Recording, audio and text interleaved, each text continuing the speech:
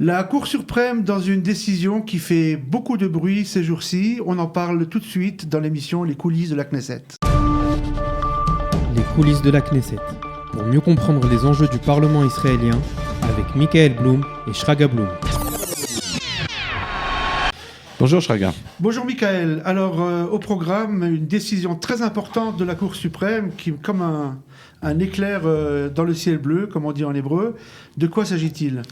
Alors on parle d'une loi, la loi sur la légalisation des implantations illégales. Alors de quoi il s'agit ? Donc en 2017, le gouvernement et la Knesset, donc à l'époque très à droite, on parlait à l'époque du gouvernement le plus à droite de l'histoire de l'État d'Israël, vote en faveur d'une loi qui s'appelle Chok HaAsdara, dont le principe est de régler, de régulariser la situation illégale de environ 2000 maisons en Judée-Samarie.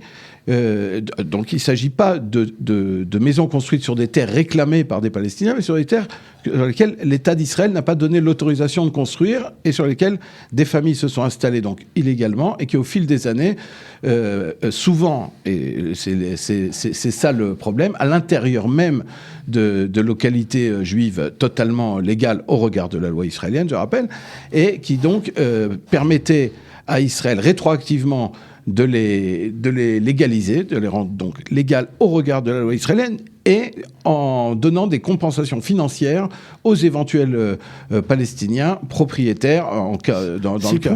La propriété. Voilà. Alors ce qui s'est passé avec donc la Cour suprême, c'est dès que la loi a été votée, il y a eu des appels d'ONG pro-palestiniennes, israéliennes, des Palestiniens, et aussi des conseils régionaux et conseils locaux palestiniens. C'est-à-dire que si par exemple à l'intérieur d'Ofra ou de Bethel, il y avait des terrains sur lesquels Israël n'avait pas donné son feu vert pour construire, les Palestiniens de la région réclamaient le terrain. Ce qui veut dire que Israël était prêt donc à donner de l'argent en échange de cette... Généreusement, on parle de 125% de la valeur du terrain ou un terrain ailleurs. Donc ce qui s'est passé, c'est que la Cour suprême après donc a gelé la loi, donc elle n'a pas été appliquée, et a décidé donc cette semaine de la renvoyer à la Knesset. C'est pas la première fois que la Cour suprême le fait. On sait que c'est le système israélien qui permet à la Cour suprême de rejeter une loi, de l'invalider en fait. Ils ont invalidé la loi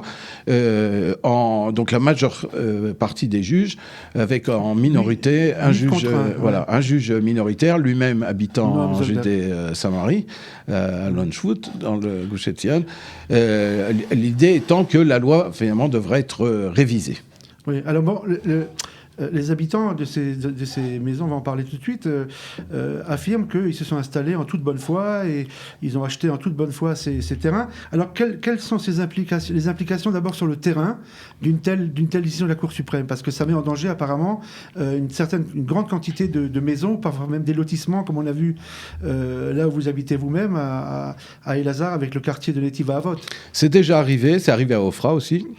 À l'intérieur même d'Ofra et à Netiv HaAvot, donc juste à côté d'Elazar dans le Gush Etzion, c'est-à-dire où il y a une réclamation palestinienne qui amène finalement la justice à invalider non seulement la présence juive sur le terrain, mais simplement ça a amené à l'expulsion de ces familles, à la destruction des maisons, sans pour autant que le terrain puisse être donné aux Palestiniens qui le réclamaient, puisque c'est en général à l'intérieur d'une zone entièrement israélienne. On ne parle pas évidemment d'installation, on parle d'installation sauvage, et on ne parle pas de quelques jeunes avec une tente sur une colline.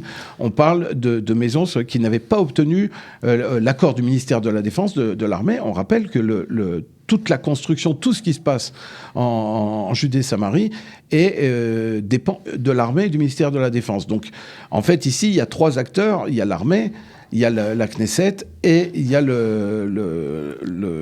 la Cour, la justice israélienne. Et quand la justice affronte le pouvoir judiciaire face au pouvoir législatif, c'est un problème de fond sur lequel on va revenir encore, mais on en a déjà parlé. C'est dans quelle mesure finalement, la Knesset, qui est censée, c'est ce principe même de la démocratie, est censée diriger, voter des lois, et en fait, ces lois peuvent être annulées par une décision de justice. Donc on parle de combien de maisons à peu près? J'ai entendu 2000, le chiffre de 2000 Voilà, maisons. on a dit environ 2000 maisons. Il faut savoir que Ofra, Ofra a été créé, donc c'est la région de Binyamin, pas très loin de Jérusalem. À Ofra, il y a plus de 500 maisons qui sont dans cette situation illégale au regard de la loi israélienne, mais qui sont à l'intérieur d'Ofra, c'est à l'intérieur d'un yishuv, d'une localité totalement légale et qui existe donc depuis plus de 40 ans. Donc on peut dire finalement que l'intention des requérants, qu'ils soient arabes palestiniens ou des organisations qui les soutiennent, c'est moins de faire quelque chose de ces terrains que de faire partir les juifs qui sont dessus et de détruire les maisons sans pour autant l'utiliser. Oui, mais c'est bien sûr, c'est pas une question de légalité et de décider, ah oui, non, ce terrain, tel centimètre, c'est ce qui s'est passé et à Ofra et à Netiv Avot quand les maisons étaient détruites et les familles ont dû aller habiter ailleurs. Mais ça, c'est dans les faits. Mais dans le fond, c'est évidemment un combat beaucoup plus important contre l'essence même de la présence juive en Judée-Samarie. Voilà. Et avant de voir les réactions, il y a aussi une implication politique qui est probable, c'est que dès que cette décision a été donnée par la Cour suprême, le Likoud et Yamina a déjà déposé une loi, cette fameuse loi de préséance, qui permettrait de revoter une loi que la Cour suprême aurait invalidée. Le Likoud, en principe, y est favorable, mais déjà, le Bleu Blanc a déjà depuis longtemps annoncé... Exactement, au sein même de la coalition. Il risque d'y avoir une confrontation. Et ça sera en réalité la première confrontation au sein de ce nouveau gouvernement d'union. Et là, c'est pour l'avenir du système politique israélien, donc c'est très important. Et donc, est-ce que Gantz, alors, ces derniers jours, on a vu des centaines de réactions. Il y a pas presque chaque député s'est senti obligé de réagir. Alors on a choisi un best-of. On a déjà deux courts extraits du vidéo. La première est de Shlomo Neeman, qui est le président du conseil régional de Gush Etzion, justement là où s'est passé l'épisode de Netiv Avot, qui en résumé dit que la Cour suprême doit s'occuper de ses affaires et laisser le législateur souverain, qui est la voix du peuple, à faire son travail normalement. בית המשפט העליון נכנס לשטח לא, ישנם תושבים, אף אחד מהם לא גזל אדמות פרטיות, כולם באו בשליחות של הממשלה, ומחוקק בא להסדיר, בג"ץ בא להפריע למחוקק לעבוד, תפסיקו להפריע למחוקק לעבוד. Et ensuite, il y a la réaction que vous voyez tout de suite à l'instant de Shaked Morag, qui est secrétaire général de Shalom Arshav, qui, elle, dit que c'est une bonne décision parce que, finalement, ce qui est en jeu, c'est la volonté de concrétisation d'un groupe, d'une politique messianique. Le Grand Israël. Enfin bon, c'est Shalom Arshav. זה לא פעילות שקרתה ככה בטעות או בתום לב.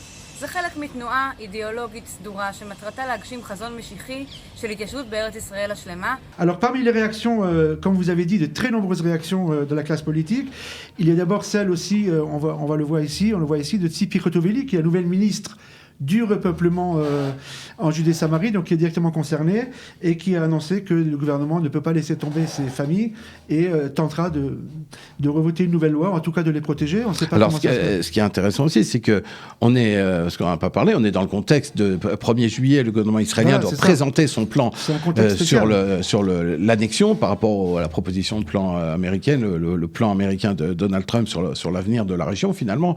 Et donc on est à un tournant politique très important. Et donc Tzipi Chotovely, elle a dit la seule réponse sera de continuer de construire et d'annexer. À partir du moment où tout Ofra est annexé, tout sera légalisé. Voilà, on peut construire où on veut à l'intérieur. Alors, deuxième réaction, celle de Bezalel Smotrich de Yamina. Comme je vous ai dit, Yamina a déposé une loi. En fait, c'est un test qu'ils veulent imposer au Likoud en disant, voilà, on propose un texte de loi sur la préséance, ça s'appelle loi de préséance, Idgabrut en hébreu, qui permet de revoter une loi de la Cour suprême. Alors il dit, mais là voilà, le Likoud, vous êtes au pied du mur. Si vous votez pour cette loi, c'est bien. Si vous votez contre, ça veut dire que toutes vos complaintes contre la Cour suprême et le système judiciaire sont que de façade. Benny Gantz, donc on a parlé de confrontation possible, Benny Gantz qui dit nous respecterons à la lettre la décision de la Cour suprême. Ouais, Benny Gantz, ça fait aussi une allusion au fait qu'à l'époque de la loi, il n'était pas député à l'époque, il disait on sent bien que la loi ne va pas passer. En fait, beaucoup de gens savaient déjà que la loi ne passerait pas, ce qu'on appelle le Mifran Bagatz, face à la justice, cette loi ne pouvait pas passer. On parle pour ses opposants, et on verra dans les réactions dans un instant, qu'il s'agit pour eux de vol de terre, de quelque chose qui est illégal, évidemment. Voilà, on se rappelle aussi qu'on parle de nouveau de lui, le conseiller juridique du gouvernement, Avichai Mandebli, déjà à l'époque, avait dit cette loi, elle est indéfendable devant la Cour suprême, alors qu'il est censé aider le gouvernement. Là, il avait du mal. Alors, on voit Tamar Zandberg, justement, de Meretz, qui dit ce que je disais, la décision de la Cour suprême est une évidence. Le gouvernement a voté une loi qui autorise à voler et à spolier des terrains. La Cour a dit non, et donc Tamar Zandberg se félicite. Et on a vu Nitzan Horowitz du même parti, qui est en fait, voilà, c'est la voix aujourd'hui la plus à gauche de la Knesset, en dehors de la liste arabe unie, qui dit donc la Cour suprême a bien fait d'annuler cette loi d'expropriation. Cette loi raciste, sikh, a pour but de spolier les Palestiniens de leurs terres privées au profit de constructions illégales dans les implantations. Il s'agit d'une loi digne des époques et des régimes les plus sombres. On retourne le point Godwin dans la Knesset israélienne. On reparle de la Shoah quand on décide de légaliser ou pas une maison construite il y a 25 ans. Déjà, mais bon. Voilà, on a du mal.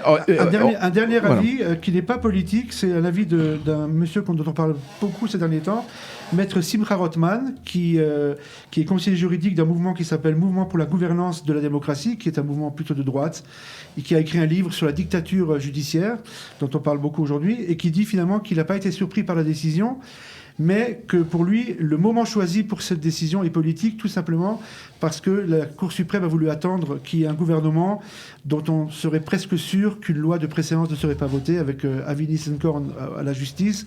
Et enterrer définitivement cette loi. Enterrer définitivement cette loi. Voilà, qui, à nouveau, peut être remise en question par un plan d'annexion, par une décision israélienne de l'annexion, sur laquelle on sait que Gantz n'est pas opposé. Voilà. Donc ça se jouera autrement. On le saura aussi dans les semaines et les mois. On en reparlera dans les émissions suivantes. Alors, on finit toujours par notre rubrique traditionnelle, la rose et le cactus. Alors, la rose, on l'accorde cette semaine à... Alors, Oded Forer. Oded Forer est un député du parti Israël Beiteinu, donc dans l'opposition actuelle. Oded Forer est un homme de droite et qui est connu pour... Aujourd'hui, il est le numéro 2 juste derrière Lieberman. Et il a été nommé, c'est une nomination assez rare, parce qu'il a été nommé président de la commission pour le statut de la femme, provoquant la colère des organisations féministes qui jugeaient que dans cette commission où il y a 7 députés, dont 6 femmes, comment choisir justement un homme? Alors évidemment, c'est à cause d'accords politiques, il fallait qu'Israël Beiteinu ait une commission, et ils se sont trouvés avec cette petite commission. Cette commission est moins importante que les commissions dont on a parlé. J'ai ma petite explication. Dans la liste des candidats, ils ont dû lire Oded Forer. Oded Forer. Odette, oui. Ah, Odette. Ouais. Je suis pas convaincu, mais peut-être. En tout cas, Oded, et donc pas Odette, a prouvé enfin, il a été directeur général du ministère de l'Intégration. C'est pas un nouveau, ni en politique ni dans la fonction publique. Et on essaie de lui accorder cette rose. On donne souvent des fleurs aux femmes. Et cette fois-ci, on donne à un homme en espérant qu'il saura lui-même apporter des fleurs aux femmes qui en ont besoin. Il fera du meilleur travail que la femme à qui il succède, qui était Aïda Touma Suleiman de la liste arabe, ça peut se discuter. Qui avait des décisions très contestables. Précisons que Guidon Sahar a déjà été président de cette commission. C'est-à-dire que c'est pas une nouveauté qu'un homme s'occupe du statut de la femme. Et on a entendu ceux qui le soutenaient dire on n'a pas besoin d'être un nouvel immigrant, comme aujourd'hui David Bitan, président de la commission de l'intégration, n'est pas un nouvel immigrant. Et après, à la commission des affaires étrangères et de la défense, c'est Tzvi Hauser qui lui-même n'a pas eu une carrière militaire particulièrement intéressante. Voilà. Donc c'est justifiable, mais on entend aussi la voix des féministes et on peut comprendre leur colère.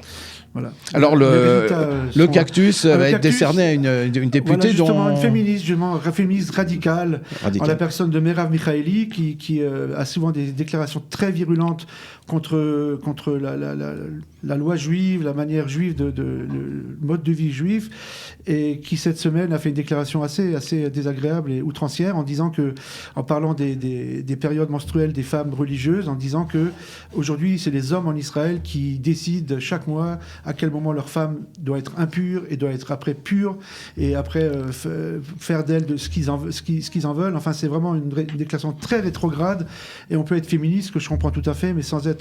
on peut être féministe orthodoxe, ça existe, existe.